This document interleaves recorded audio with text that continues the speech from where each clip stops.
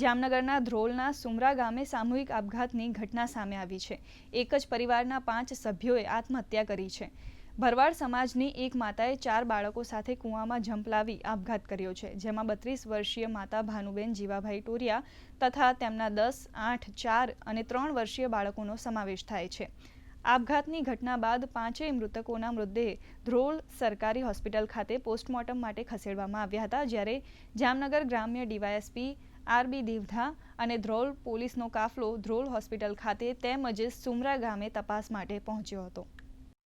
જામનગર જિલ્લાના Dhrol police station વિસ્તારમાં આવેલ સુમરા ગામની અંદર આજરોજ કૂવામાંથી કુલ 5 લાશો મળે, તેમાં માતા અને 4 બાળકોની 5 લાશો મળી આવે, જેનો સ્થળ તપાસ કરી અને હાલ લાશોને ઇન્ક્વેસ્ટ માટે હોસ્પિટલ લાવવામાં આવેલ છે। પ્રાથમિક દ્રષ્ટિએ પૂછપરછ કરતા અગમ્ય કારણસર માતાએ બાળકો સાથે કૂવામાં કૂદી અને આત્મહત્યા કરેલું જણાઈ આવેલ છે। આજ સુધી કોઈ એમના સ્ત્રીના પરિવાર તરફથી કે અન્ય કોઈ તરફથી કોઈ વાંધા સખત નથી, કોઈ કારણ જણાયેલ નથી। એ બાબતે હાલ પીઆઈ શ્રી ધ્રોલ તપાસ કરી રહેલ છે।